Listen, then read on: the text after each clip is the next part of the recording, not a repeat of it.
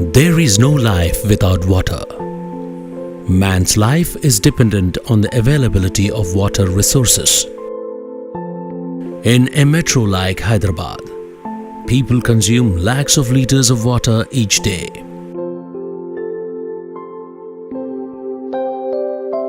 The water that people use is only one side of the coin. On the other hand, a lot of used water gets dirty and polluted in large quantities and flows in various directions. If such water is not managed, it will have ill effects on the environment. To address this situation, the newly formed Telangana government is gearing up to implement new methodology and bring in measures to counter this. Under the monitoring of Hyderabad Metropolitan Water Supply and Sewerage Board, there are 5 sewage water treatment plants that are functioning. One of the largest among these 5 is the STP plant at Amberpet. This is not only the largest sewage water treatment plant in India, but also in entire Asia. This STP has a capacity of treating 339 million liters of water each day. The Amberpet STP is equipped with Aflo aerobic sledge blanket, which is a USAB technology-based plant. The inflow of sewerage water to this plant is coming from 3 inlets from the north of Hyderabad.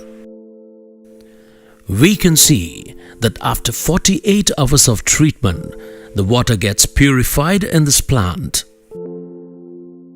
Standard quality protocols are followed to treat the water and make it usable again. Lakhs of liters of such water is let into Musi and treated to make it usable.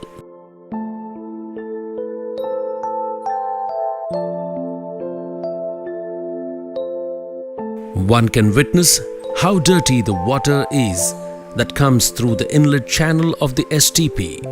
The STP has 3 large 1800 mm RCC inlets that let the sewerage water in.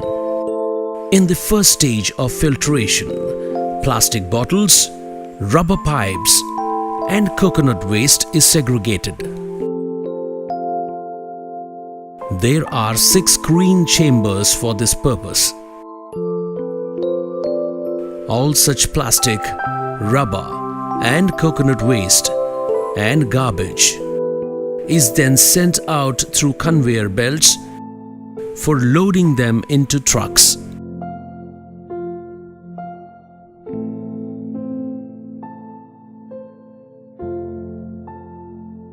Later, the dirty water flows into deteriorator unit, where it is marinated for 2 to 2.5 hours of duration. Due to this, fine sand, clinkers, eggshells and dust will settle to the base.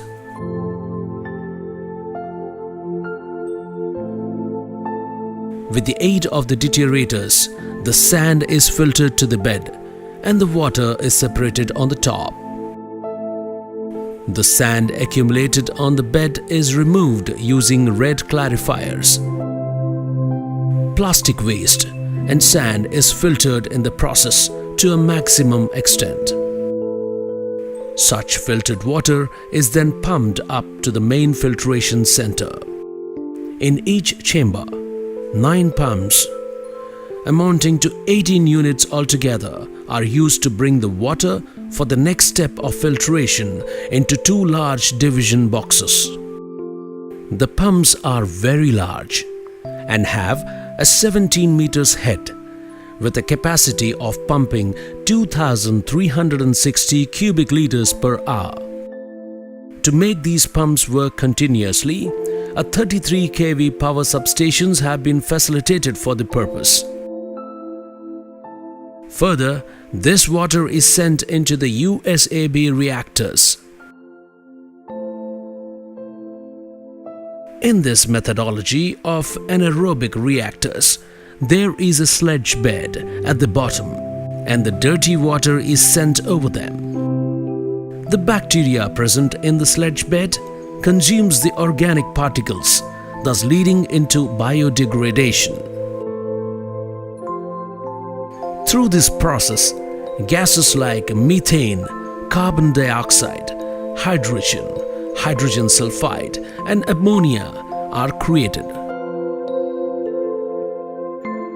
Further, such gases are sent into gas retention chambers. A power plant that uses the gases to generate power is also built here. The gases are further sent from the gas holders into gas scrubber units, and poisonous gases such as CO2, N2 and H2S are separated. To remove H2S, the gas is treated with caustic soda water. Thus, only methane gas is retained that is useful in the production of power. The methane gas is sent into biogas generators to produce current. The current capacity of power production is about 5,000 to 8,000 units per day. When converted into currency, the value of the power generated here is approximately Rs 30,000 per day. The power generated here is further used for running the sewage treatment plant. The USAB is very effective in treating the dirty water. For more filtration, the water is then sent into facultative aerated lagoon. Here, the oxygen in the air is mixed to the water. This process involves aerobic and anaerobic decomposition, and thus it is named to be facultative aerobic lagoon. The sulfide and BOD in the water is filtered here. In the next process, the water is sent to polishing ponds. After that, the water is sent for chlorination to remove bacteria. The water gets purified after the process of chlorination. Once this water is chlorinated, it is again sent back into Musi River.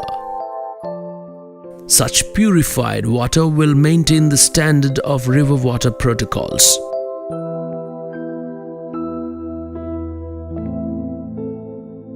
In the process of filtration of sewerage water, there is one another very important procedure, that is the creation of manure. The water is segregated from the sludge beds using a belt press system to capture manure, which is an organic fertilizer. An output of 40 trucks of manure is prepared every day at this STP. This manure also generates revenue for the plant.